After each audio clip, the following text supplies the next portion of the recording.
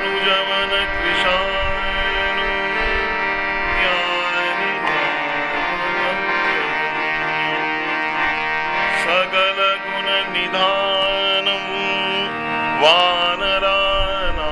वानराणामधीशं रघुपति प्रियभक्तं पादजातं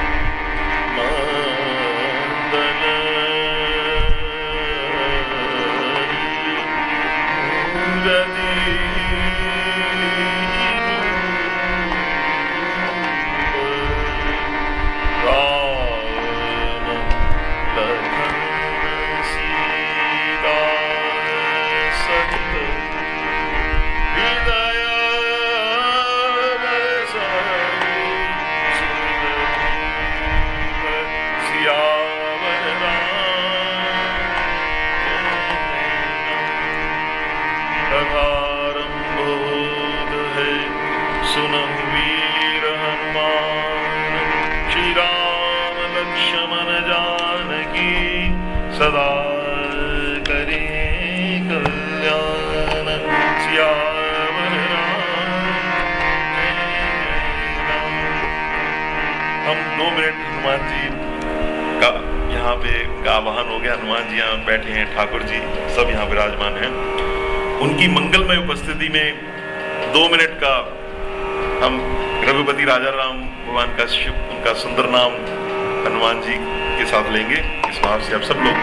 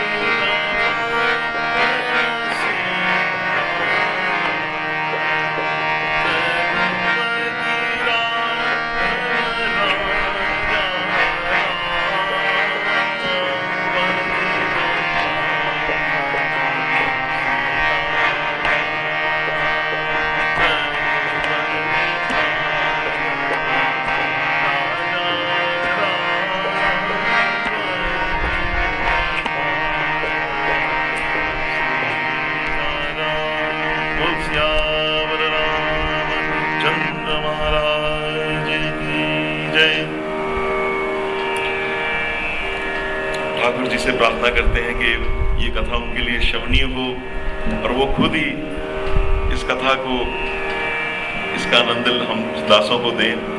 तो थोड़ा सा इसका हम पीछे इसका थोड़ा पूर्वावलोकन करते हैं कि ये कथा जो भी ये प्रवाहित यहाँ पवित्र रामकृष्ण आश्रम में जो ठाकुर जी की मंगलमयी उपस्थिति में जो ये राम कथा चल रही है, इस कथा का जब ये प्रारंभ हुई तो पहले हनुमान जी का जब हमने उनकी हनुमान जयंती से ये कथा प्रारंभ की थी, और अब हम इस कथा को उत्तरकांड से, जहाँ पे उत्तरकांड है जहाँ आपके सारे जीवनों के, आप हमारे जीवन के जितने ज्वलंत प्रश्न हैं उन सब का समाधान हो जाता है, वो उसका सबका हमें वो उसका उत्तर मिल जाता है और मन पायो परम विश्राम, और मन को परम विश्राम मिल जाता है। इसी भावना से ये उत्तरकांड की कथा प्रारंभ की गई है। मैं थोड़ा सा आपको जो कुछ हमारे जो भक्त हैं वो अभी आए हैं, कुछ पूरे उन्होंने नहीं अटेंड कर पाए होंगे, तो थोड़ा सा मैं आपको इसका पूरा 5 मिनट में इसका पूर्वावलोकन करते हुए हम इस कथा को आज के प्रसंग से उठाएंगे। तो जब भगवान राम ने दशग्रीव का दलन कर दिया और उसको उन्होंने सारा जो पृथ्वी पे जो इतना जो भार था, भूभार, जिस कार्य के लिए भगवान राम का इस पृथ्वी पे अवतीर्ण हुए थे, जब वो सारा कार्य भगवान का सब ये पूर्ण हो गया तो भगवान अति प्रसन्न है।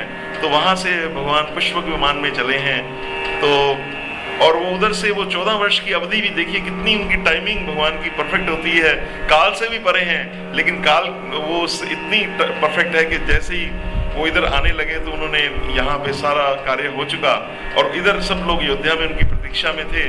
तो उन्होंने सबसे पहले हनुमान जी को ये संदेशा, क्योंकि एक दिन रहता था, लेकिन एक दिन उस अवधि में भरत जी अपना शरीर प्राण ना छोड़ दें, इसलिए हनुमान जी को वो भेजते हैं। इसी से उत्तरकांड प्रारंभ होता है। तो उत्तरकांड में सबसे पहले पुष्पक विमान में जो भगवान का बड़ा सुंदर स्वरूप है, वो जो पुष्पक विमान पे भगवान सुसज्जित है, मेरु श्रृंग जनु घन दामिनी, भगवान श्री सीता जी के साथ उस पुष्पक विमान पे वो चढ़े हुए हैं, वहां बैठे हुए हैं, उनके साथ सारे जो कवि वो सब लोग हैं, वो सब प्रसन्न रूप से विराजमान है। उसका मंगलाचरण उत्तरकांड में आता है। उसके प्रभाव रहा एक दिन अवधि करके वहां के लोगों का दिग्दर्शन हुआ। अयोध्या में कैसे लोग हैं, उनका शरीर भगवान राम के वियोग में सबका कृश हो गया है। और सब ये लोग सोचते हैं कि अभी यहाँ से खबर भेजी, वहां से खबर भेजी, लेकिन राम जी का कोई पता नहीं है। भूराज वहां से कोई भगवान कैसे आएंगे, उनको शायद ये पता नहीं कि भगवान तो विमान मार्ग से आ रहे हैं, त्वरित गति से आ रहे हैं। तो वो सब लोग इस आरत में हैं। लेकिन तभी क्या हुआ कि जब हनुमान जी वहां से चले, पवन पुत्र की, जब पवन के पुत्र हैं, उनकी वायु जब मंगल वायु अयोध्या की सीमा में प्रवेश करी, तो उस वायु से सब लोगों को शगुन होने लगे, सब लोग प्रसन्न हो गए। तो वहां पे वर्णन आता है कि सगुन हो ही सुंदर सब, मन प्रसन्न सब केर, प्रभु आगमन जनाव जनु, नगर रम्य चहु फेर। तो सारा नगर रम्य हो गया। और कौशल्या आदि मातु सब मन आनंद सोई, उनके कौशल्या आदि माताओं को इतना आनंद हुआ, आयो प्रभु श्री अनुज जुत कह न चाहत अब कोई। उनके मन में ऐसा हुआ कि अभी कोई ये संदेश देगा, बैठी सगुन मनावती माता। तो वो सबको उनके आने की पहले पूर्व सूचना, उनके मन सब प्रफुल्लित हो गए जैसे और सब वहां पे अयोध्या जो थी, जो अति निर्मल हो गई, मंगलमयी हो गई, वो हनुमान जी के प्रवेश करने मात्र से। तो वो हनुमान तो और भरत जी के जो अंग थे, जो वो उसमें वो भरत जी का उस समय मन का जो विरह था, वो उनके मन में कभी भाव आता कि अगर राम ना आए तो ये शरीर रखने का क्या लाभ। मैंने तो अवधि के लिए यही प्रण किया था कि अगर अवधि बीत गई तो मैं ये शरीर नहीं रखूंगा। तो उधर चंदन की उन्होंने चिता तैयार करी हुई है, और भरत जी एकदम ये ठान के बैठे हैं कि मैं एक दिन भी उस अवधि के बगैर मेरा शरीर रह नहीं पाएगा। तो जब इतने विरह सागर में भरत जी का मन जो उतरा रहा था, राम विरह सागर महा भरत मगन मन होत, विप्र रूप धरि पवन सुत आई गयो जनुपोत। तो उसी समय हनुमान जी का पदार्पण हुआ है, और हनुमान जी ने सारे उनको जब उनका दृश्य देखा तो उन दोनों का भक्त और दोनों भक्तों का अपूर्व मिलन हुआ। उनका हनुमान जी के उनका तो सारा देखा कि उनके नयन से जटा मुकुट बनी हुई है, जमीन के नीचे आसन बना करके मेरे राम धरा भूमि पर चरण रखते, वहां मैं रहने का भी अधिकारी नहीं हूँ। जमीन से नीचे आसन उन्होंने बिछा रखा है, जटा जूट बांधी है, कुछ का आसन। ऐसे भरत जी को देख के हनुमान जी गदगद हो गए हैं। दोनों का मिलन हुआ, उन्होंने भगवान की सारी उनको कुशल क्षेम दी है। और यहाँ से कुशल क्षेम लेके भरत चरण सिरुनाई कवि तुरत राम पही की गवन राम पही कीन। उन्होंने राम के पास उन्होंने गमन किया है, और वहां जब पहुंचे हैं और जैसे ही उन्होंने वहां पे पहुंचे और राम जी उसी समय विमान पे चढ़े हैं। इस प्रकार से ये प्रसंग आगे बढ़ा है। और इधर भरत जी ने सारे नगर में अयोध्या में ढोंडी बिठा दी है कि वो सारा उन्होंने गुरु जी के घर गए, सबको पता चल गया कि राम जी आ गए। ये मंगल शुभ समाचार सुन के आज हम उस अयोध्या में बैठे हैं। अब उस प्रसंग में हम आस्ते आस्ते पदार्पण करें, जो आज का प्रसंग है कि वो उस अयोध्या में दुल्हन की तरह अयोध्या सजाई गई है। उस दुल्हन की जो अयोध्या में, उसमें राम जी का ऊपर पुष्पक विमान वहां से ऊपर से आया, और स्त्रियां लोग, माताएं लोग उसमें अटारियों से देख रही हैं। भगवान का विमान नीचे नीचे बड़े आराम से उतरा, भूमि पर उतरा, और भगवान ने जैसे ही प्रथम चरण नीचे अयोध्या धरा भूमि पे, तो वो पुलकित हो गए। और सबसे पहले उनका धनुष बाण छूट गया गुरु जी को देखकर, और गुरु जी के चरण धाई धरे गुरु चरण सरोरहु अनुज सहित अति पुलक तनोरहु। तो उन्होंने गुरु जी के चरणों में प्रणाम किया है उन्होंने, राम जी ने। और उसके बाद उन्होंने माताओं से, सबसे उन्होंने द्विजों का, उनके जो ब्राह्मण लोग हैं सबके चरणों में प्रणाम किया। फिर राम जी ने भरत जी से जो उनका जो मिलन हुआ वो अवर्णनीय है। जो राम और भरत जी की जो मिलनी है, उसमें दोनों के वो पीठों पे उनके आंसू गिर रहे हैं, और उन्होंने उनके चरणों में भरत जी गिरे हुए हैं। राम जी ने भरत जी को उठा लिया कि तुम्हारा स्थान मेरे चरणों में नहीं है, मेरे हृदय में है। उनको हृदय पे लगा लिया। राम भरत का बड़ा अपूर्व मिलन हुआ। इसके बाद भगवान नगरवासियों को मिले और एक उन्होंने भगवान ने उस समय बड़ा कौतुक किया कि अमित रूप प्रगटे तही काला। भगवान ने अनंत अनंत रूप धारण किए हैं और सब अयोध्या वासियों को भगवान मिले हैं। तो इस प्रकार से जब भगवान सब अयोध्या वासियों को मिले हैं तो सबका वहां पे मिलन हुआ है। और फिर आगे फिर उनकी माताएं मिली हैं। तो जो माताएं मिली हैं वो कैसे मिली हैं उसका बड़ा सुंदर उन्होंने वर्णन किया है कि जैसे बछड़ा, जैसे गाय मिलती है ना बछड़े को, तो ऐसे वो मिली हैं। वहां से हम प्रसंग इसको आगे आज का प्रसंग हम लेते हैं।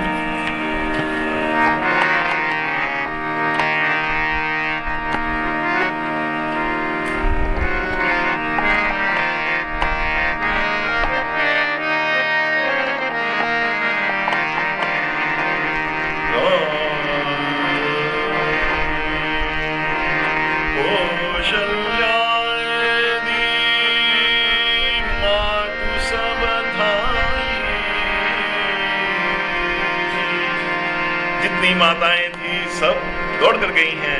उनके शरीर में बल नहीं है, लेकिन जैसे कहां से पता नहीं बल आ गया। वो जैसे गाय भागती है बछड़े को देखकर, ऐसे वो भागी हैं। कौशल्या मातु सब धाई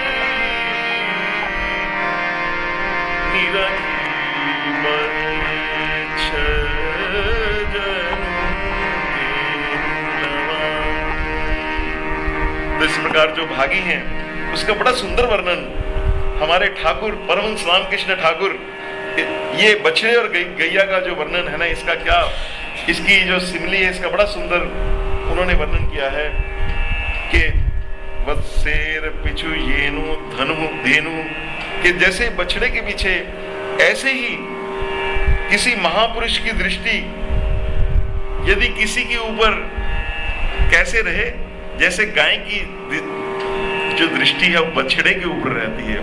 ठाकुर अपने मुख से बोलते हैं, क्या सुंदर ठाकुर ने बोला। और ठाकुर बोलते हैं देखो यही मुख दे तीनी कथा का ना, कि देखो इस मुख से मैं नहीं बोल रहा, वो तो साक्षात भगवान है, लेकिन हमको जीवों को समझाने के लिए बोलते हैं।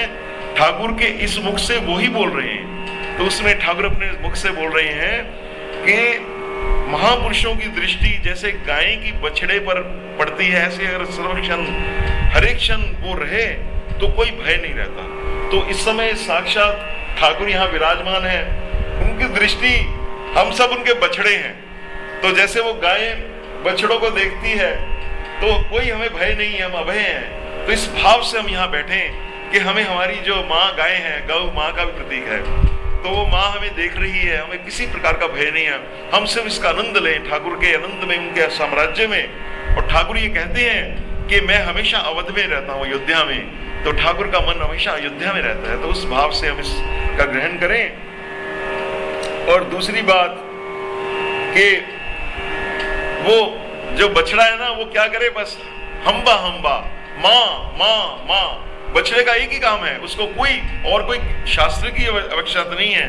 बछड़ा सिर्फ माँ को पुकारे। हम सब ठाकुर को पुकारे माँ माँ के रूप में, उनको पुकारें। तो ये तो जैसे और जैसे बछड़े के पीछे गाय दौड़ती है ना, फिर हमें प्रयत्न नहीं करना पड़ेगा। फिर जो ये गाय है ना, ये हमारे पीछे हमें पकड़ेगी। और ये ऐसी अगर कोई भगवान के पीछे पागल हो जाए तो भगवान उसको दर्शन देते हैं। तो इस प्रकार से हम ये भाव रखें कि वो कैसे गाय और बछड़े का जो अति पवित्र जो का संबंध है, वो हमारा ठाकुर और हमारा भक्तों के बीच संबंध है। उसी प्रकार से वो कौशल्या माँ उनके पास दौड़ के आ रही है। तो इस प्रकार से कौशल्यादि मातु सब धाई निरखी बच्छ जनु धेनु लवाई। जनु धेनु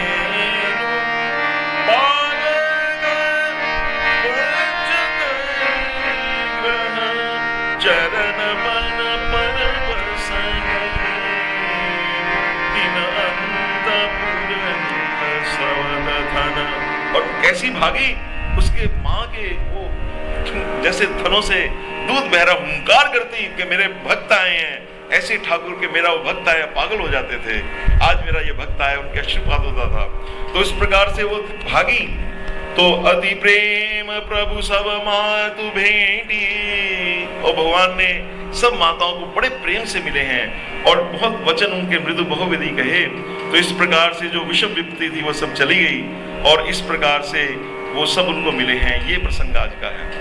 आज ठाकुर की प्रेरणा से ये अब जो आगे का प्रसंग है ये बड़ा दिव्य प्रसंग है। जो आज का प्रसंग वो ये प्रसंग है, आज जगजननी माँ सीता जी का प्रसंग है कि वो कैसे अपनी सासुओं के चरणों में लगी हैं, वो प्रसंग हम उठाते हैं।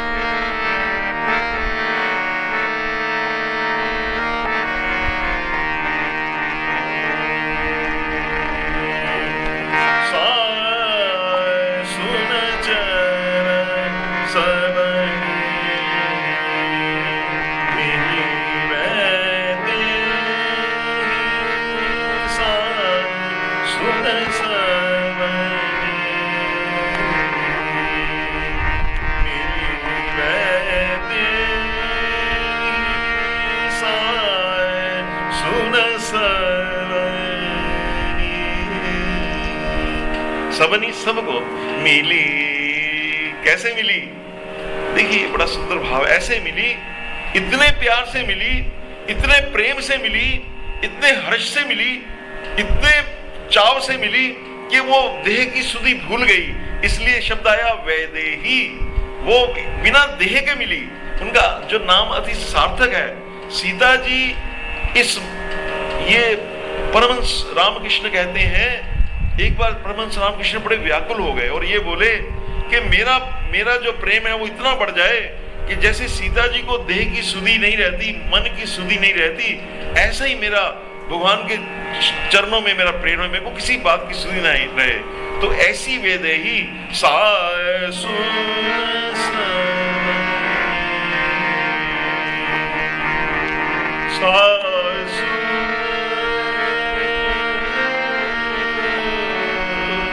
हम ये दृश्य अपनी आंखों के सामने लाए। कैसे सीता जी ने प्रणाम किया होगा, कितनी वो पवित्र है। इसका भी बड़ा सुंदर अभी इसका वर्णन करेंगे। आप पहले इसका आनंद लें। इस दृश्य को अपनी आंखों के सामने, कैसा वो करुण विकलित दृश्य है। सासुओं का ये बिल्कुल मन नहीं था कि ये सीता जी वन में जाए, इतनी कोमल है। और उनका जो वो तपस्वी वेश देख कर ना वो सासुओं के आंसू नहीं थम रहे। उनका जो तपस्वी वेश, तपस्विनी का वेश देखकर, और वो चरणों में इनके लिपटी हुई है सीता माता जो सारी जगत की जननी है।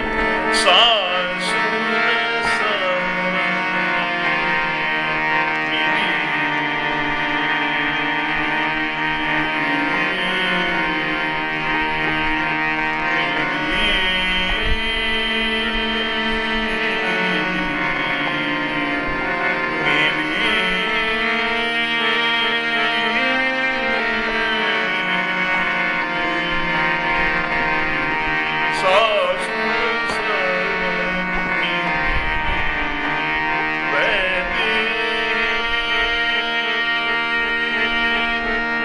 चरणन लागी,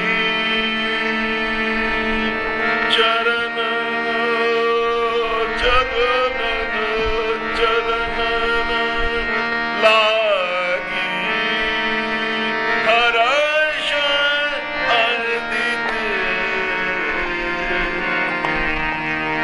आज के युग में हम लोग किसी के चरणों में जैसे कोई शिष्टाचार बस, क्या स्वामी जी के चरणों में जैसे आते शिष्टाचार वश, ऐसा नहीं। आपको बड़ा हर्ष होना चाहिए। इस परंपरा से है, ठाकुर जी की परंपरा से है।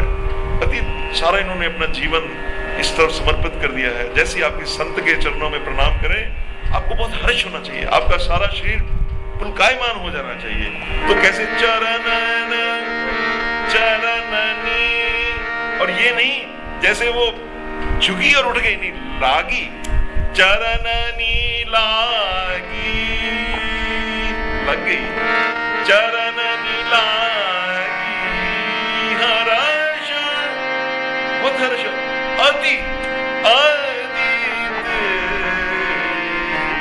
चरण लागी, हर्ष अदित,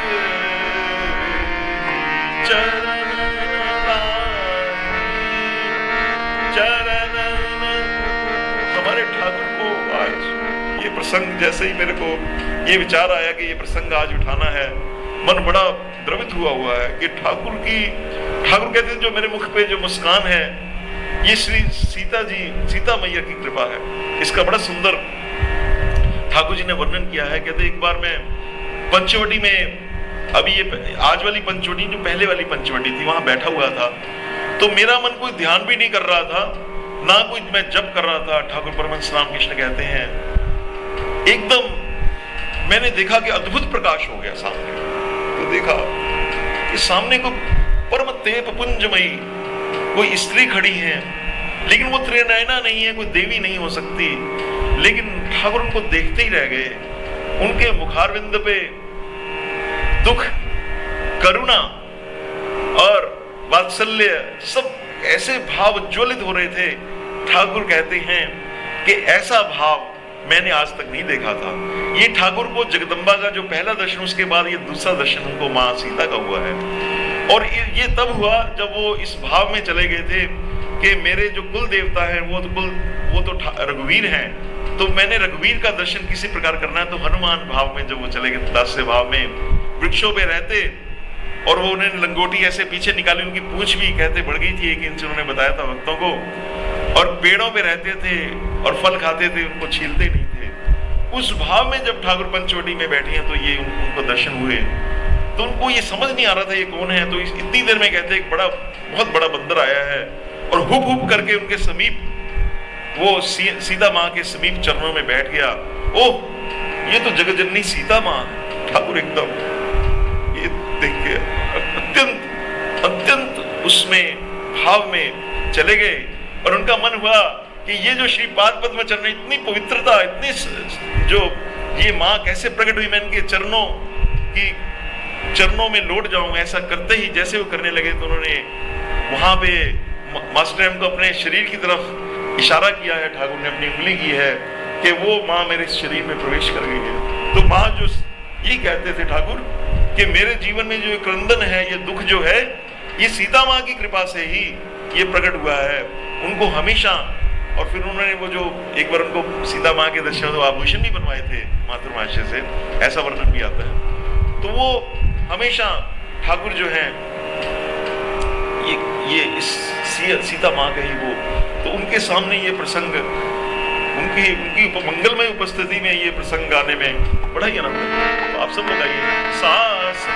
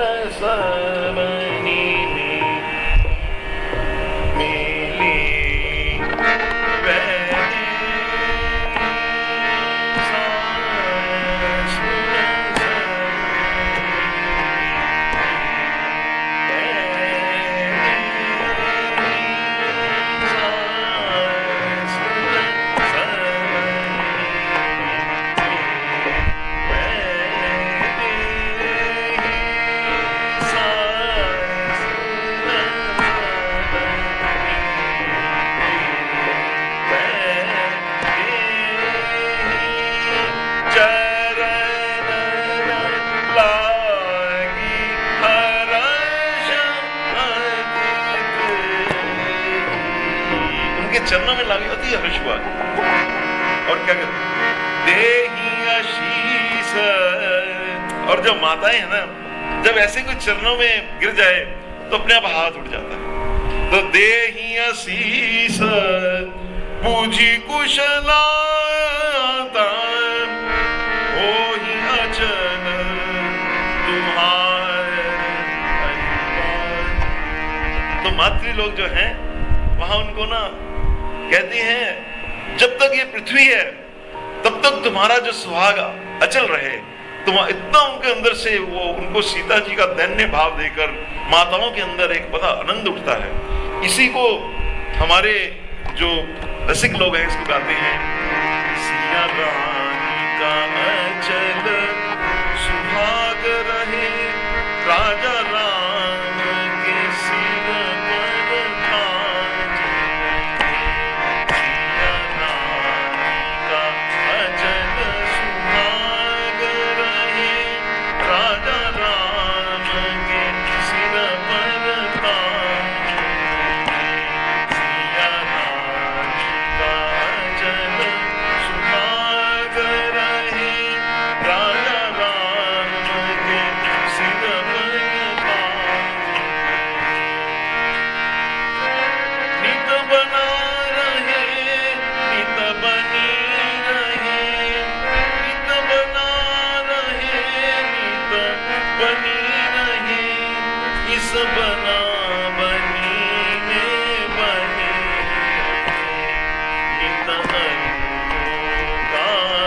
ये समाज रहे राजा राम के सिर पर ताज, सिया रानी का अजब सुहाग रहे राजा राम के सिर पर ताज।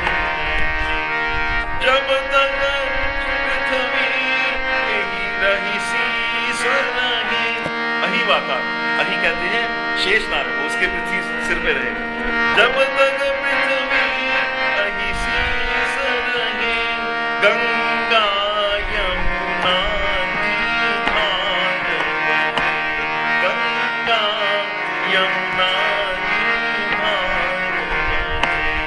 नभ में शशि सूर्य प्रकाश रहे, नभ में शशि सूर्य प्रकाश, जब तक आकाश में सूर्य रहे, चंद्रमा में, तब तक ये बानक बना रहे, तब तक ये सीताराम जी आपकी जोड़ी बनी रहे। हे ठाकुर शारदा माया, आपकी जोड़ी बनी रहे। इस प्रकार से वो सब उनका वहां पे उनको मंगलमय आशीर्वाद देते हैं। बहुत आनंद हुआ है।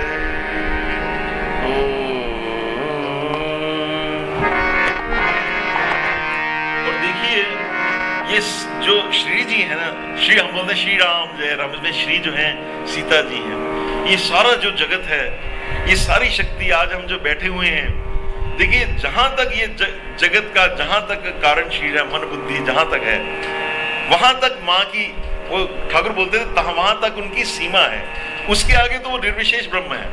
तो जहां तक ये आपको जगत दिखता है, जहां तक आनंद दिखता है, जो भी कुछ दिखता है, ये सब जो है किनकी कृपा से, जगत जननी माँ इनकी कृपा से ये सारा है।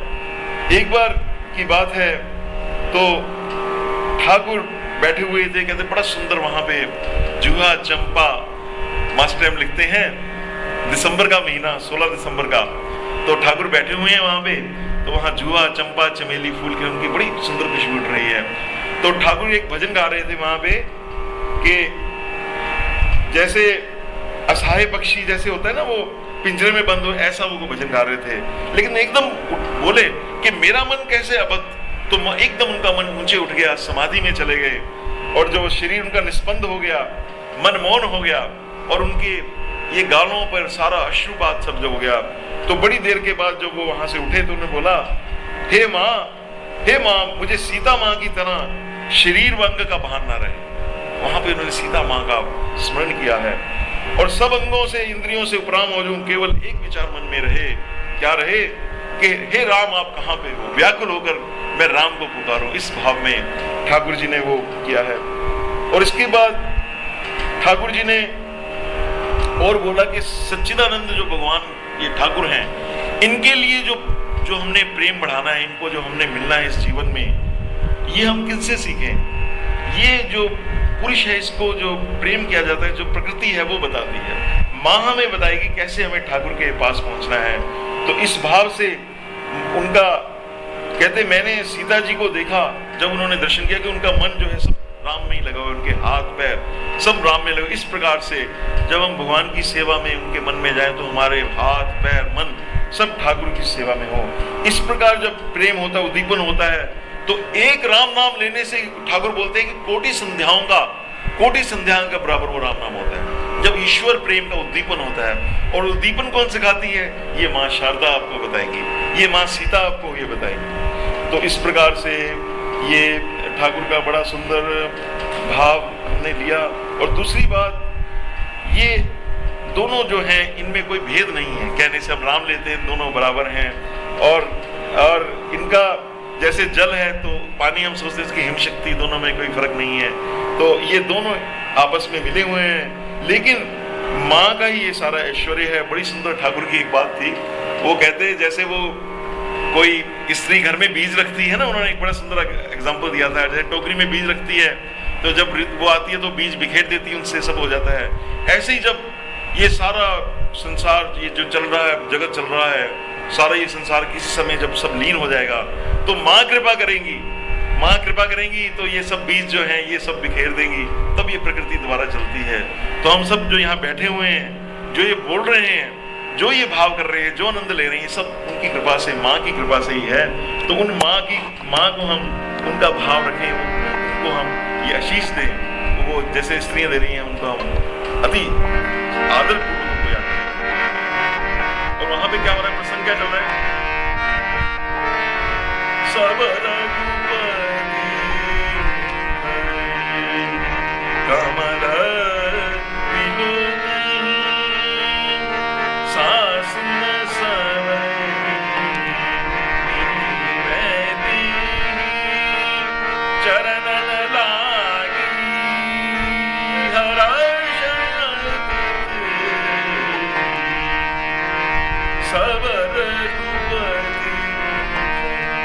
कमल माताएं सब मिल गई और सब क्या कर रही हैं, वहां राम, भगवान राम खड़े हैं।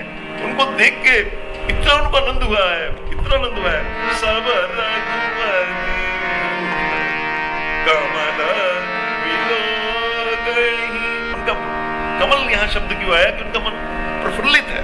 भगवान का जो मुख है जैसे चंद्रमा खिला हुआ है, और चंद्रमा भी कैसा पूर्ण, और कौन सा चंद्रमा? शरद पूर्णिमा का चंद्रमा। ऐसे भगवान का जो मुख है वो खिला हुआ मुख है, वो माँ देख रही है तो प्रसन्न है। और मंगल जानी नयन जल रो गई, कि ये मंगल का समय है, अभी भी भगवान आए हैं। अगर हम अश्रुपात कर देंगी, रोएंगी तो अमंगल हो जाएगा। तो वो आंसू जो है, क्या सुंदर गोसाई जी ने वो चित्र खींचा है भोले बाबा ने, कि वो जो उनके जो वो आंसू हैं, जो उनके वहां की जो कौशल्या माता, उन्होंने वो आंसू रोके हुए हैं। मंगल जानी नयन मंगल जानी मंगल जानी नयन जल रो गई, कनक हर आरती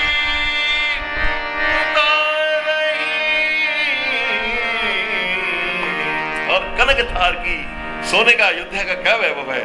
हजारों हाथ उठे हैं वहां पे भगवान राम खड़े हैं, सौंदर्य के, अनुपम लावण्य के, कोटि कोटि काम को भी फीके करने वाले हमारे आराध्य देव राम खड़े हैं।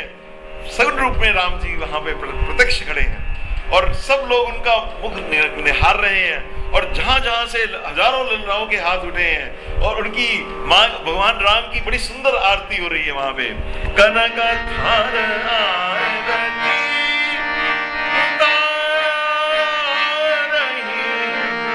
बार बार प्रभु गात निहार। और आरती का क्या भाव होता है कि जैसे जैसे वो आरती जाती है, तो वो आप देखें, जैसे इनकी परमहंस राम कृष्ण की ठाकुर की आरती उतारे, तो कभी उनकी जहां जहां वो आरती का आलोक होगा, वो अंग जो है वो प्रस्फुटित हो जाएगा, उस अंग की आभा जो आलोकित हो जाएगी। तो वो जो अंग श्री अंग ठाकुर का जहां जहां आरती का वो पड़ता है, इतनी हजारों आरती हैं, जहां जहां वो आरती का इतनी मंगलमय वो आरती होती है, जहां जहां आरती का आलोक जाता है, वहां दृष्टि टिक जाती है। उनके जो कोमल गात हैं ठाकुर के, जो अति कोमल है, सुकोमल है, एक अंग जो है चिन्मय है, सिर्फ आनंद ही आनंद है। हमारी तरह सप्त धातुओं से उनका शरीर नहीं बना हुआ है ठाकुर का।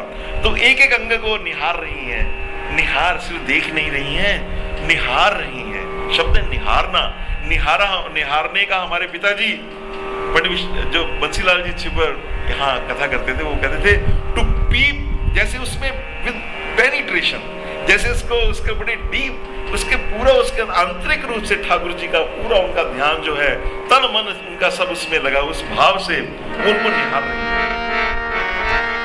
कनक थार आरती उतारे, बार बार प्रभु गात निहार, नाना भांति निछावर करही। और बड़ी भांति रूप से उनकी निछावरियां करती हैं, उनकी बलैयां लेती हैं, उनके ऊपर मन निछावर करती हैं। कैसे? इसको हम आरती रूप में अगर गाएं तो, मैं तो आरती उतारूं अपने आप सब लोग मानसिक रूप से सबसे श्रेष्ठ ठाकुर बताते हैं मानसी सेवा है। तो आप चाहे देखिए पुरुष तो एकमात्र ठाकुर ही हैं और हम सब लोग जो हैं उनकी प्रकृति के ही अंश हैं। तो इस भाव से आप सब लोग अपना सुंदर मानसिक रूप से ध्यान करते हो कि हम सब अयोध्या की लल्लाएं हैं, हम सब अयोध्या के वासी हैं। आप अपने मन से यहाँ बैठे बैठे आप सब लोग भगवान की मन से, मैं जैसे ये हम सब लोग ये गाते हैं, आप मन से भगवान की, राम जी खड़े हैं, कहते कन्हैया खड़े हैं खता बख्शवा लो। राम जी बड़े इस समय अयोध्या में खड़े हैं, आप सब लोग उनकी सुंदर आरती करें। तो दो हम बोले सब, मैं तो अपने राम जी, मैं तो अपने राम जी, अपने राम जी की शोभा धाम जी की, अपने राम जी की शोभा धाम जी की। मैं तो तन मन अपना वारू, ओ मैं तो तन मन अपना वारू, ओ मैं तो तन मन अपना वारू अपने राम जी पर, मैं तो तन मन अपना वारू अपने राम जी पर, अपने राम जी पर शोभा धाम जी पर, अपने राम जी पर शोभा धाम जी पर, जिनमें राम जी पर ज्योतिर्धाम जी पर, मैं तो आरती उतारूं अपने राम जी, मैं तो आरती उतारूं अपने राम जी। इस प्रकार वो माताएं उनकी आरती कर रही हैं और अपना तन मनवा रही हैं। और एक आपको बताएं भैया, जितना आप खाली होगे, जितना आप वारोगे ना, उतना आपके अंदर जितनी वैक्यूम क्रिएट होगी, उतना आपके अंदर ना, जब बिल्कुल आप दीन हो जाओगे, आप शरणागत हो जाओगे, तो एक वैक्यूम क्रिएट होती है, एक बड़ी सुंदर, उसमें परमानंद भर लेती है, उसमें परमानंद आता है, तब ब्रह्मानंद की प्राप्ति होती है।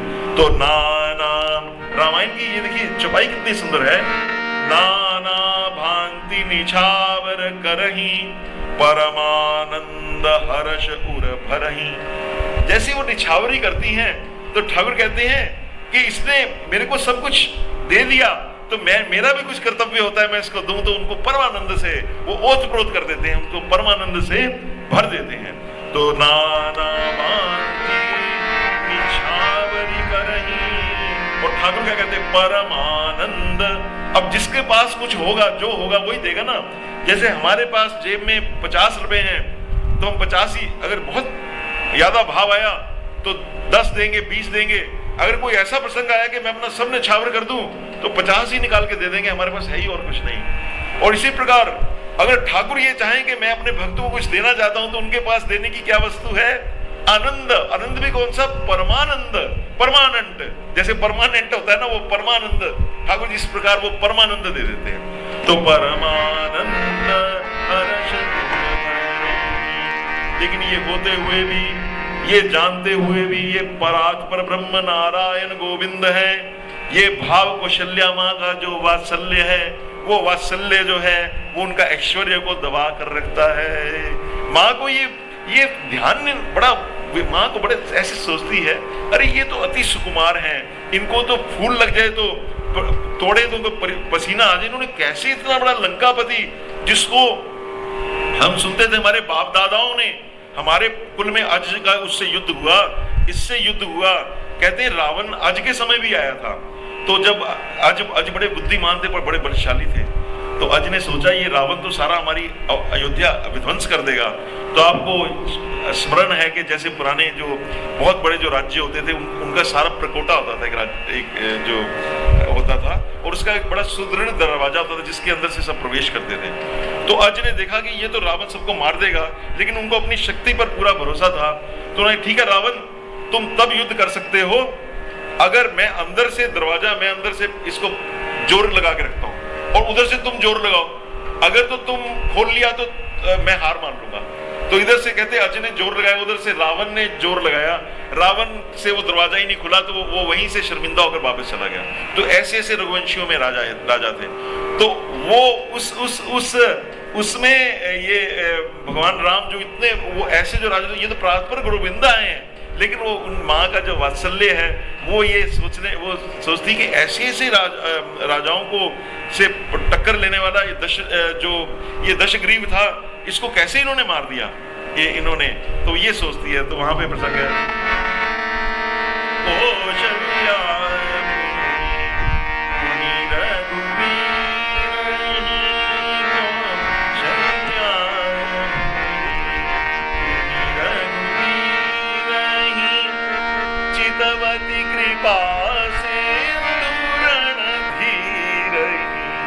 कैसे ठाकुर के दर्शन किए जो कृपा के सिंधु हैं और रण में धीर है, ऐसे उनकी मंगल मूर्ति का दर्शन किया। हृदय और विचार, हृदय में क्या सोचती है, हृदय विचार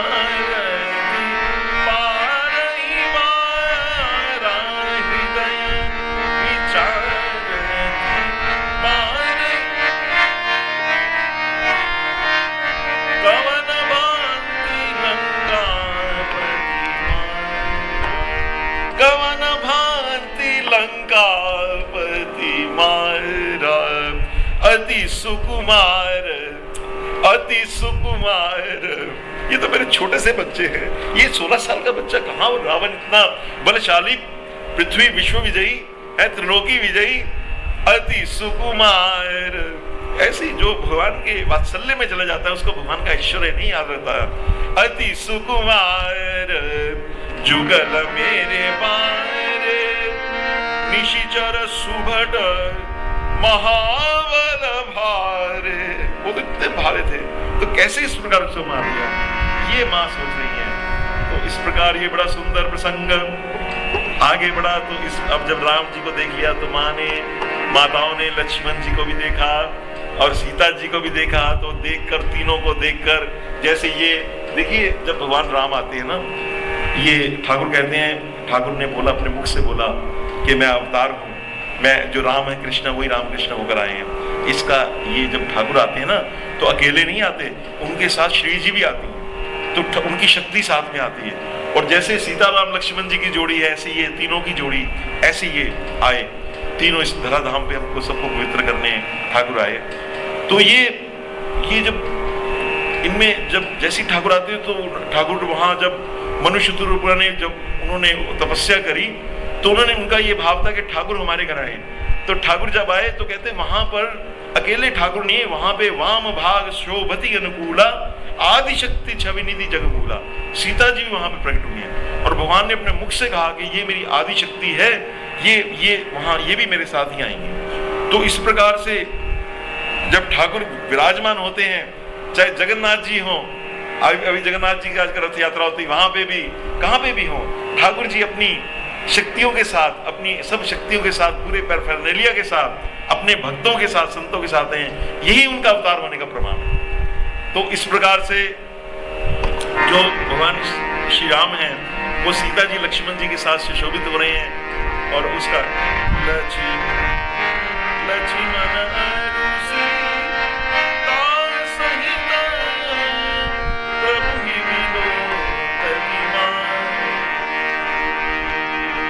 परमानंद मगन मन, परमानंद मगन मन, पुनि पुनि पुलकित गाय,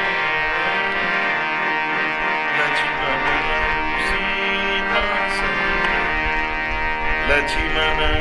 अरु सीता सहित प्रभु ही। लेकिन साथ में राम नहीं है, प्रभु ही। ये तो साक्षात पूरे ब्रह्मांड के मालिक हैं। विलोक ही मातु, रामचरितमानस का एक एक शब्द है वो पूरी, उसके पीछे एक पूरी आपको पूरा एक शास्त्र मिलेगा। यहाँ पे प्रभु शब्द है। लक्ष्मण अरु सीता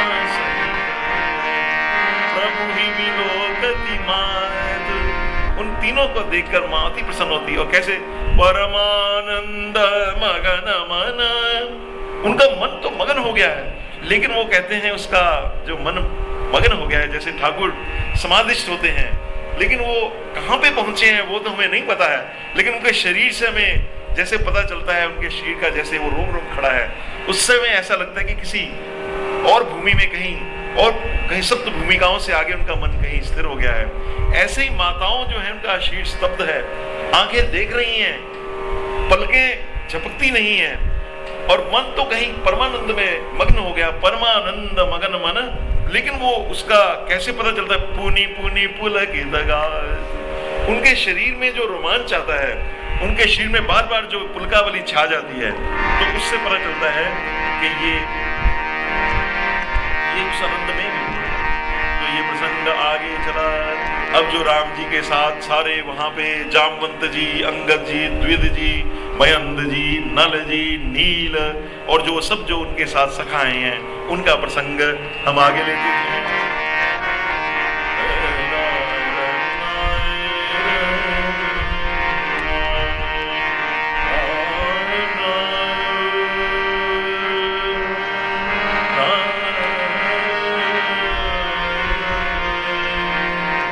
जैसे ठाकुर के साथ उनके सखा हैं, जैसे ठाकुर के साथ विवेकानंद हैं, राखाल हैं, बड़े जितेन हैं और जितने भी उनके साथ सब भक्त हैं, ठाकुर जी हैं, सब जो भक्त हैं, इस प्रकार जब भगवान अपनी भक्त मंडली में अपनी उसमें जब विराजमान होते हैं तो उनकी अत्यंत शोभा होती है। उसका वर्णन वो करते हैं।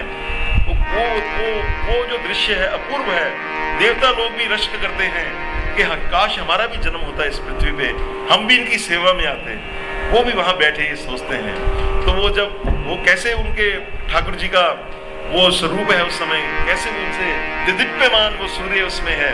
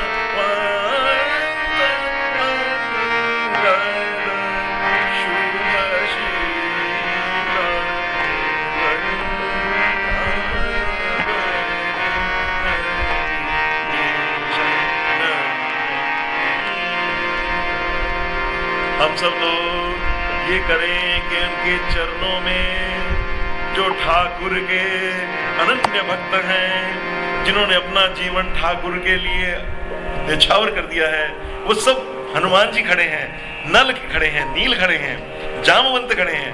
हम सब अपने मन को एकाग्र करके इधर उधर ना उसको छोड़ के अपने मन को उनके चरणों में उनको मानसिक प्रणाम करें। और लंकापति भीषण जी राक्षस राज जो भक्त हैं, भगवान के जो सखा हैं,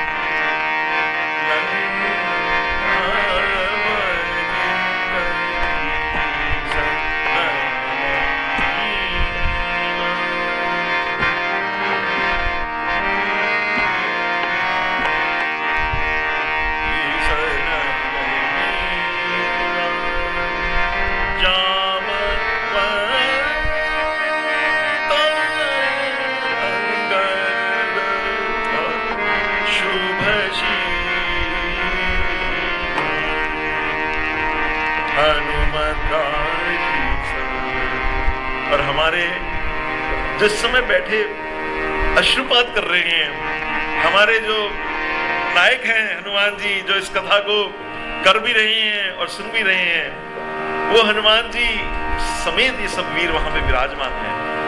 और इन्होंने वो जो वानर शीर धार दिया है, धरे मनोहर मनुजश, और उन लोगों ने कैसा शरीर धारण किया है, बड़ा मनोहर, मन को हरने वाला मनोज वो शरीर धारण किया है। और सब क्या कर रहे हैं? भरत स्नेह शीलवत नेमा, भरत स्नेह भरत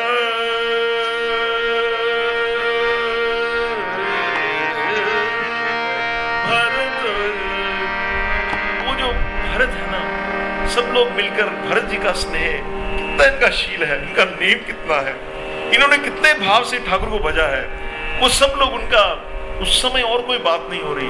भरत, हा भरत, हे भरत धन्य है, 14 साल इनकी कितनी जटाएं इन्होंने बढ़ा ली, कितना राम के प्रति प्रेम है, वो सब हमें धिक्कार है। लंकापति कहते हैं हमें धिक्कार है, मैं भी रावण का भाई हूं, मैंने अपने भाई को छोड़ दिया, लेकिन ये भी एक भाई है। और सुग्रीव कहता है देखो मैंने अपने भाई को मरवा दिया बाली को, और एक ये भी भाई है। इस प्रकार से वो उसमें लाज में मरे जा रहे हैं। अयोध्या उनका भरत जी का स्नेह देखकर इनको तो इतना इनके ऊपर कलंक लगा, लेकिन ये कितने उनके चरणों में विकलित हैं। इस भाव से सब लोग वो उनका भरत स्नेह, उनका स्नेह जो है, भरत स्नेह, भरत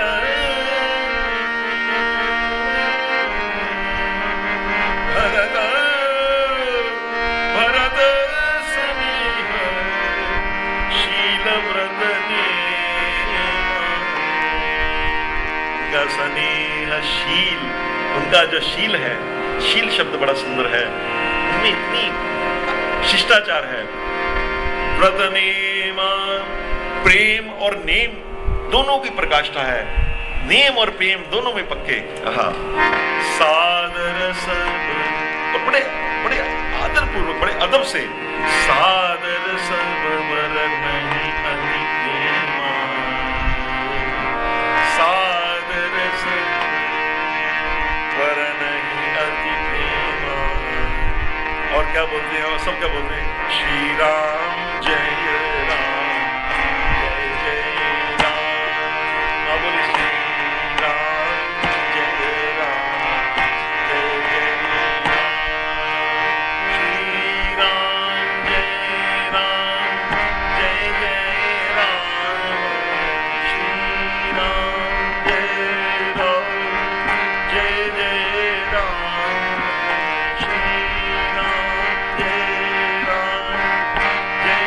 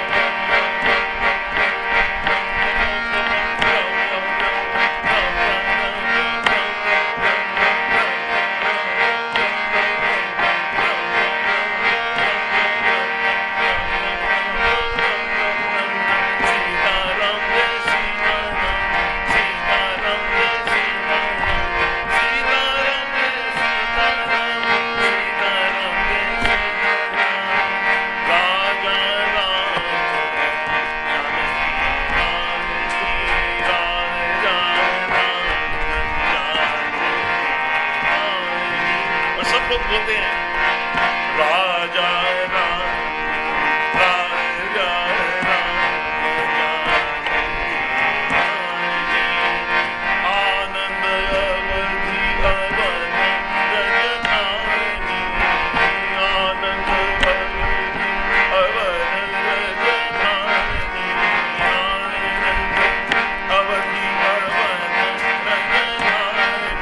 आप इस अयोध्या में रहेंगे ना हमेशा, तो देखिए एक आप नाम तो आपका हो सकता है कि अखंड ना चले, लेकिन अगर ये भाव परमहंस रामकृष्ण की रहेगा कि मैं तो हमेशा अयोध्या में हूं, तो आपका अखंड भाव बन जाएगा। आप हमेशा अयोध्या में रहेंगे। एक अयोध्या के बड़े भारी संत हुए युगल अनन्या शरण जी, उन्होंने एक बड़े वृंदावन के एक और बड़े संत हुए कुंदन बिहारी लाल जी, जिन्होंने वहां मंदिर बना हुआ है, उनको चिट्ठी लिखी, बड़ी सुंदर चिट्ठी लिखी कि आप ना तो हमें कभी मिले ना हमें आपका दर्शन हो। देखिए बस और क्या भाव सुंदर भाव ये है कि आप अगर हमें मिलने आएंगे तो आपको अपना वृंदावन धाम छोड़ना पड़ेगा, अगर मैं आपको मिलने जाऊंगा मैं अयोध्या धाम छोड़ना पड़ेगा। आप भी अपने धाम में मस्त रहो और मैं भी अपने धाम में मस्त रहूं, ये होती धाम निष्ठा। ये संतों की जो वाणी होती बड़ी अटपटी होती भैया। तो वो उन्होंने बोला कि आपको मैं कभी मिलो ही ना, क्या भाव है। तो इस प्रकार ये जो धाम में तो क्या ये जो भाव है कि आनंद की अवधि है, जो अयोध्या जो है आनंद की अवधि है। तो और उसके राजा कौन है? राजा राम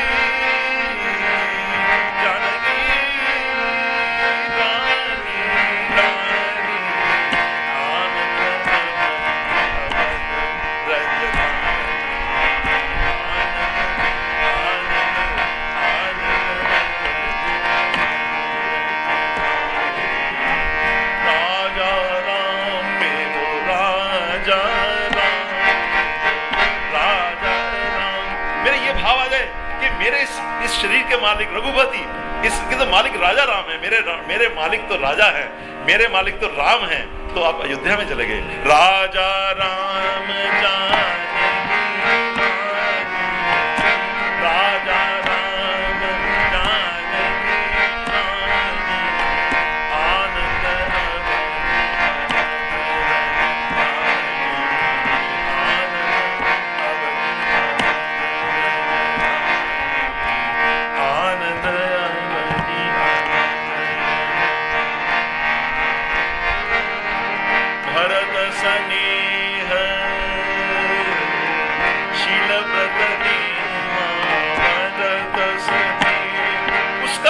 अयोध्या का वर्णन नहीं किया जा सकता। भरत संगीह शील प्रतनीमा सादर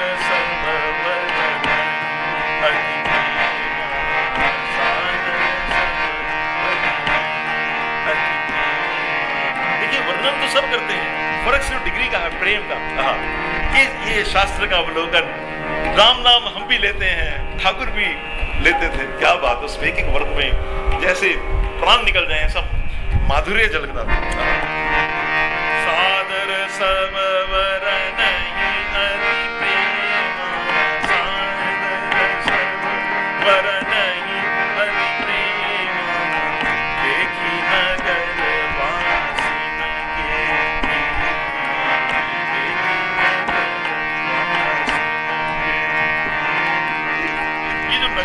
ऐसी हैं, इनका ठाकुर के प्रति इतना प्यार है, इनका ये उनके प्राण जैसे इनके हैं, चल रहे हैं। तो सकल सराहनीय प्रभु पद प्रीति, सकल सराहनीय प्रभु पद प्रीति, श्री राम जय राम।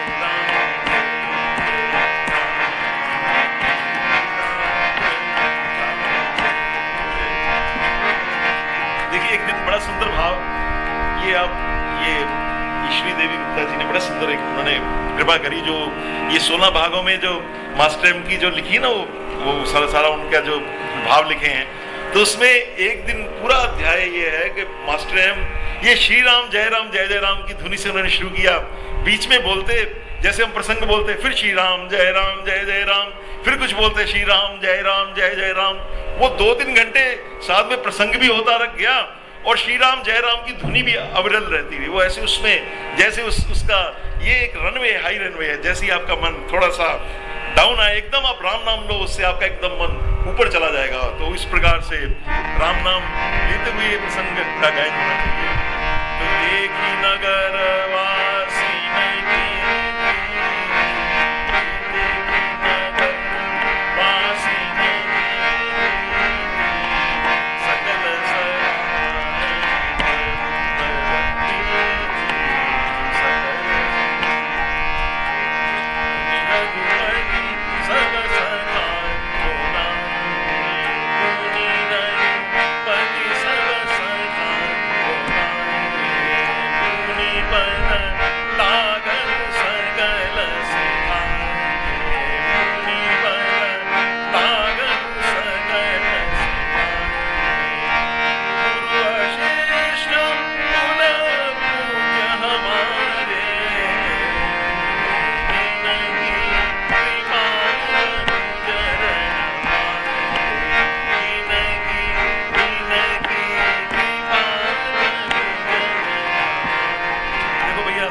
तो अभ्यास है, उसमें बड़ी बाहर निकल के अर्थ करना पड़ता है उसमें, लेकिन कुछ शब्द ऐसे अभी रामचरितमानस का हमारे वो थोड़े इसमें शब्द ऐसे हैं, उसका अर्थ बताना पड़ता है। लेकिन कि उन्होंने भगवान ने फिर अपने सारे सखाओं को बुलाया और उनको वो ऐसे हैं, उन्होंने कभी उनको ये गुरुओं को कैसे प्रणाम किया जाता है, कैसे उनके चरणों में लगा जाता है, भगवान उनको सिखा रहे हैं। ये सब वानर हैं, इनको तो इतना पता भी नहीं है, तो उनको सिखाया जाता है सबका। इसका एक बड़ा सुंदर आपको एक हंसी की बात आपका मनोरंजन के लिए संत लोग बताते हैं कि हैं तो बानर ही बेचारे, तो कहते एक बार भगवान ये कुछ ना कुछ कर बैठते थे, बानर उनकी उनका वो होता है। तो एक बार की बात है, जनकपुर भगवान ने जाना था, तो वो सब कहते हम भी आपका ससुराल देखेंगे। कहते भैया वहां ससुराल में तुम मेरी हंसी करा दोगे तो मैं तुमको ससुराल नहीं लेकर जाना। तो जनकपुर, तो वो भगवान ने कहा कि बड़े सबने बहुत किया था, कहते अच्छा तुम सब लोगों में ना हनुमान जी को सब पता है, इनको फिर भी शिष्टाचार हनुमान जी को सब पता है, तो जैसे हनुमान जी करेंगे ना तो सब लोग वैसे करना, नकल मारने में तो कोई दिक्कत नहीं है उनको। तो जैसे हनुमान जी जैसे वहां पे वो टेबल मैनर्स या जो भी जैसे मैनर्स हैं उस हिसाब से तुमने सब करना है। तो वो जो जनकपुर की जो स्त्री है ना वो बड़ी होशियार है, वो इतनी चपल है, राम जी से उनका इतना वो प्रेम है, वहाँ की स्त्रियों का, ललनाओं का, उनको प्राण से प्यारे लगते हैं, लेकिन वो हंसी ठिठोली से हटती नहीं है। तो उन्होंने देख लिया कि ये सब बानर सब आए हैं, सब पुरुषों का शरीर उन्होंने धारण किया हुआ था, तो बड़ी सुंदर कहते वो पंगत लगी है। तो स्त्रियों को पता था ये बानर हैं, तो उन्होंने उनके आगे ना वो एक हमारे अब मैं जल्दी होता है ये डेला होता है, जैसे उसमें वो गुठली होती है और बाहर से वो थोड़ा बिल्कुल पतला सा होता है, उसका अचार उन्होंने परोस दिया, सब भोजन परोसा और डेले का अचार सब वो सब के आगे रखा है। तो वो अब सब खा रहे हैं, बड़ा वो जैसे वो सब हनुमान जी को देख रहे हैं, उनको सबको उनकी वो जैसे हनुमान जी हाथ उठाते हैं, छुरी कांटा तो नहीं था उस समय, तो जैसे हनुमान जी ने वो आचमन किया है, सबने आचमन कर दिया, सब देख देख के सब कर रहे हैं, सारी क्रिया बड़ी सुंदर चली। तो इतनी देर में क्या हुआ कि वो हनुमान जी ने जैसे ही वो उठाई, हनुमान जी का तो हाथ बड़ा बलिष्ठ है, तो वो उन्होंने ऐसे ही अचार उठाया, तो उनसे ऐसी ऊंचाई, तो वो उसका छिलका हाथ में रह गया और वो जो गुठली थी वो उछल गई। तो सब बानरों ने सोचा ये भी शायद कोई शिष्टाचार का कोई अंग है, तो सबने वो जो ऐसे सब अचार ऐसे उछालने लगे, तो सब स्त्री हंसने लगी कि रहे तो रहे सब वही तो इस प्रकार से उनको सबको उन्होंने सिखाया है। मुनि पद लागहु सकल सिखाए, तो उनको सबको उन्होंने वहां सिखाया और बोला ये कौन है? गुरु वशिष्ठ कुल पूज्य हमारे, गुरु वशिष्ठ कुल पूज्य हमारे, इनकी कृपा दनुजरन मारे। अरे इनकी कृपा से, इनका हम तो कुछ नहीं है, इनकी कृपा से हमने राक्षसों को मारा है, ये हमारे बहुत पूज्य हैं। नहीं, हम इनकी कृपा न होती तो हम धनुजों को, राक्षसों को इतना वध न कर पाते, उनको ना कर पाते। और इधर से उनको पता, इधर से बताते कि हे मुनि सुनो कि ए सब सखा, सुनो मुनि मेरे ए सब सखा। हे मुनि, ये सब मेरे प्राण प्रिय सखा है भय, और इन्होंने मेरी बहुत सहायता करी। कितनी सहायता की? भय समर सागर कहाँ बेरे, जो ये युद्ध था, ये सागर रूपी जो एक बड़ा भारी, इसका कोई पार नहीं पा सकता था, उसमें ये जैसे युद्धपोत बेड़ा हो वैसे ये बन के आए हैं। इनकी कृपा से ही वो युद्ध का जो सागर रूप था वो हमें पार कर पाया। और सबसे बड़ी बात, मम हित लागी जनम हीन हारे, मम हित लागी जनम हीन हारे, भरत हूँ ते मोहे अधिक पिया रे। और ये मेरे को भरत से भी अधिक प्रिय है, क्योंकि इन्होंने वो काम किया कि इन्होंने अपना जन्म ही हार दिया, इन्होंने अपनी जवानी, इन्होंने अपना सारा परिवार ग्रह सब छोड़ के इन्होंने ये जन्म मेरे लिए हार दिया, मेरे को अर्पण कर दिया। इस करके मेरे को भरत से भी अधिक प्रिय है, मेरे भरत से भी अधिक प्रिय है। कैसे ठाकुर बोलते हैं, वो जो बानर हैं जिनको कोई निकृष्ट, जिनको कोई पूछता ना था, कहते मैं जब बिकने को आया, कहते मेरे को पूछता, तूने मेरे को खरीद कर अनमोल कर दिया। तो तूने ठाकुर जी का जब हाथ लगा तो वो अनमोल हो गए, वो विश्व पूज्य हो गए, विश्व पूज्य हो गए वो जो बानर हैं। तो उनको कहते ये मेरे को भरत से भी अधिक प्रिय है। ये वचन जब उन्होंने सुने, वो बानरों ने सुनी प्रभु वचन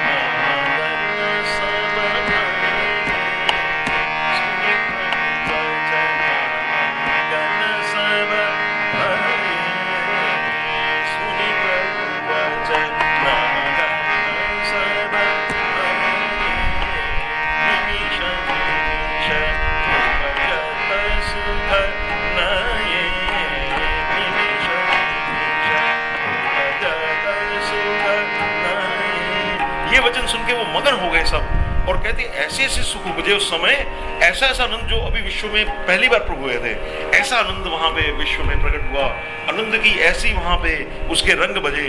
तो अब इसके दो दोहे हैं, ये करके हम इसका समापन करते हैं, इसका प्रसंग का, इसकी धारा को आज विश्राम देते हैं। ये धारा तो चलती रहती है और ये हमेशा बहती ही रहेगी ठाकुर जी की कृपा से। तो कौशल्या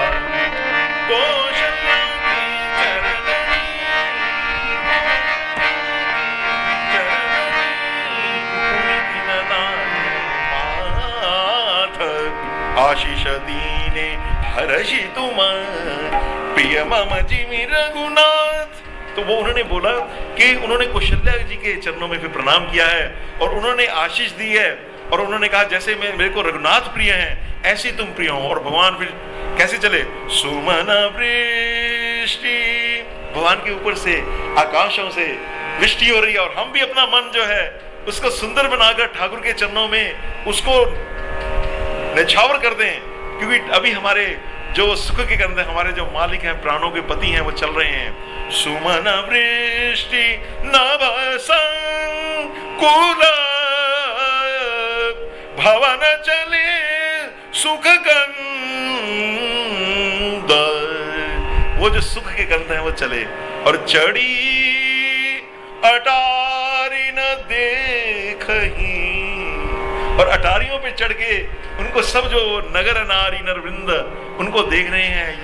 ये दृश्य भगवान चल रहे हैं, ऊपर से भगवान के ऊपर पुष्पों की वृष्टि हो रही है, साथ में भरत जी हैं, साथ में शत्रुघ्न जी हैं, पीछे हनुमान जी हैं, और वो सब लंकापति विभीषण जी, सब पूरा वो एक, और सब ये चल रहे हैं। वो उस इस दृश्य को हम अपने हृदय में धारण कर इसका 1 सप्ताह तक, अगले रविवार तक इसका हम ध्यान करते हुए, उस छवि को, इस छवियों को, जो स्टिल फोटोग्राफ, इसको हृदय में धारण करते हुए हम भगवान ठाकुर जी के चरणों में प्रणाम करते हुए आज का प्रसंग के चरणों में प्रणाम करें। सियावर रामचंद्र महाराज की जय। बार बार वरमागनु हर्षित हो श्रीरंग,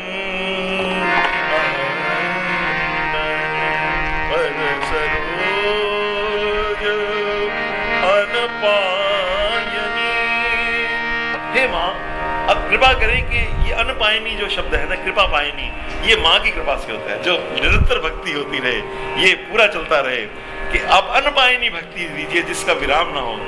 पद सरोज अनपायनी भक्ति सदा सत्संग, मुझे हमेशा सत्संग में बोल सियावर रामचंद्र महाराज की जय। गोपाल कृष्ण महाराज की जय। नमः पार्वती पतये हर हर महादेव। बोलो वही सब संतन की जय, बोलो वही सब भक्तन की जय। ओम सुचियां जोता वाली माता तेरी सदा ही जय। जय जय श्री हनुमंतलाल जी महाराज की जय। वो श्री गंगा मैया की, श्री यमुना मई सब नदियों, श्री ठाकुर परमहंस राम कृष्ण महाराज की जय। माँ शारदा की जय। श्री विवेकानंद महाराज की जय। अगले रविवार हम जो विवेकानंद जी ने सीता माँ के प्रति अपने उद्गार दिए हैं, वो प्रसंग हम भी उठाएंगे। बोल बोल सियावर रामचंद्र महा। जय जय सीताराम, जय जय राधे श्याम। ओम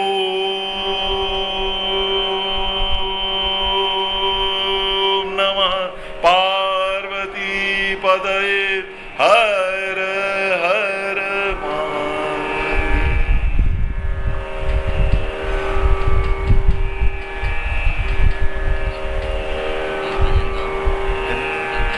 हाँ बिल्कुल, एक भैया भी भजन गाएंगे आपसे।